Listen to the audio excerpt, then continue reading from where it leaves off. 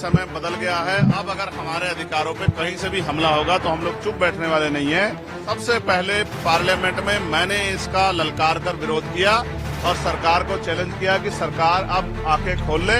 अब वो दिन नहीं रहे 2 अप्रैल 2018 दोहराने का मौका न दे और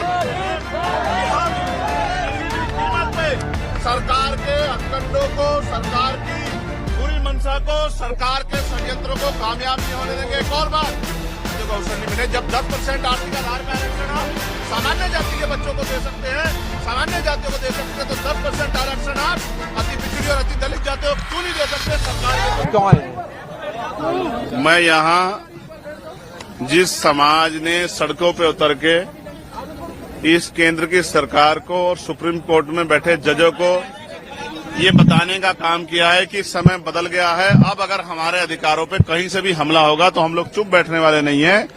उसी सरकार को ये बताने कि जब समाज सड़कों पे रहेगा तो उनके नेता भी बंगलों में, महलों में नहीं बैठेंगे, वो भी सड़कों पे रह के समाज का संरक्षण करेंगे। जिस तरह से पूरे देश में भीम आर्मी आजाद समाज पार्टी के लोग जिला मुख्यालयों पे सड़कों पे उतर के संवैधानिक तरीके से अपना ज्ञापन दे रहे हैं, अपनी बात रख रहे हैं, बंद को सफल बना रहे हैं, ऐसे ही कार्यकर्ता के तौर पे हम दिल्ली में अपनी ड्यूटी को अदा कर रहे हैं। हम दिल्ली के जंतर मंतर पे पिछले कई घंटों से अपने आंदोलन को मजबूत कर रहे हैं और ये संदेश दे रहे हैं, सारी चीजों पर नजर भी रख रहे हैं कि हम इस आंदोलन से पीछे हटने वाले अब नहीं। कुछ लोग कह रहे हैं आप विरोधी भी हैं बंद की। मैं सरकार का विरोधी तो हूं। मैं आपको बताना चाहता हूं कि सबसे पहले पार्लियामेंट में मैंने इसका ललकार कर विरोध किया और सरकार को चैलेंज किया कि सरकार अब आंखें खोल ले। अब वो दिन नहीं रहे 2 अप्रैल 2018 दोहराने का मौका न दे। और फिर सरकार ने अपनी बात रखते हुए कहा कि हम इसको नहीं कर रहे हैं, उसको नहीं कर रहे हैं, लेकिन जब तक सरकार जिम्मेदारी से कोई काम नहीं करेगी हम सरकार की नीयत पे शक करते हैं, हम सरकार का भरोसा नहीं करेंगे। क्योंकि हमने देखा है आरक्षण पे सिर्फ ये हमला नहीं, निजीकरण के द्वारा, लेटरल एंट्री के द्वारा, जैसा भी आपने 45 का कर दिया था वो तो हमने जबरदस्त आवाज उठाई तो आपको वापस लेना पड़ा। फिर ठेकेदारी के जरिए, संविदा के जरिए, आउटसोर्सिंग के जरिए जिस तरह से आपने सरकारी नौकरियों को खत्म करके आरक्षण की धज्जियां उड़ाने का काम किया, ये किससे छिपावा नहीं है। और जिस तरह से आपकी सरकारें निजीकरण को बढ़ावा दे रही हैं, पूंजीपतियों को बढ़ावा दे रही हैं, कॉर्पोरेट सेक्टर को बढ़ावा दे रही हैं, सरकारी स्कूलों को बंद कर रही हैं, नौकरियों को खत्म करें, 69 शिक्षक भर्ती में जिस तरह आपने घोटाले किए और फिर तमाम तरह से आपकी लंबे समय से नीति, आपकी आइडियोलॉजी हमने देखी। हम इस सरकार के ऊपर, इनकी नीतियों पर भरोसा नहीं करते, इसलिए हमें इस सरकार की नीयत पे खोट है। डॉक्टर बाबा साहब अम्बेडकर ने कहा था संविधान कितना भी अच्छा क्यों ना हो, चलाने वाले हाथ अच्छे नहीं होंगे, उनकी नीयत अच्छी नहीं होगी, उनकी नीति अच्छी नहीं होगी तो अंत संविधान बुरा साबित होगा। इसलिए आज हम ये नीला झंडा लेके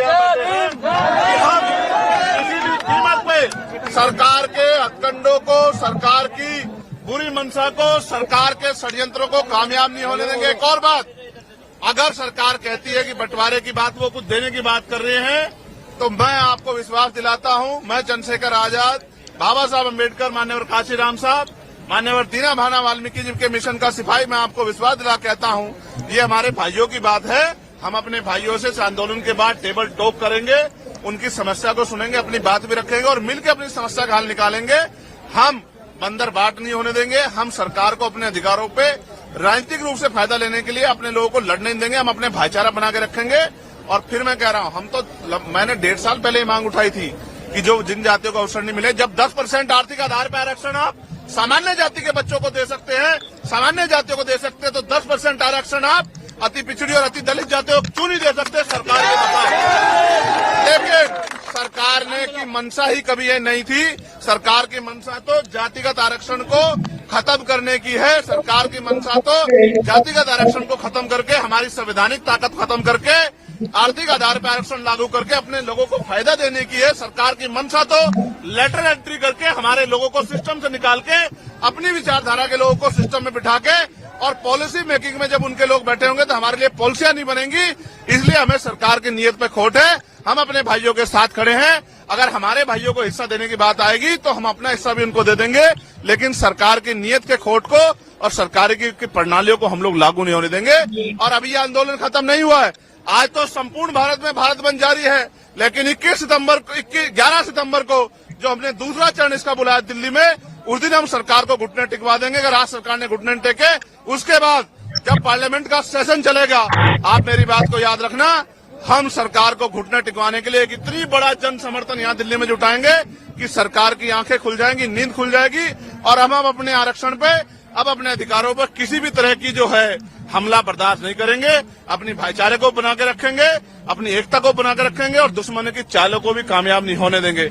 मैंने सरकारों को ये भी कहा है, जिस तरह लाठियां बिहार में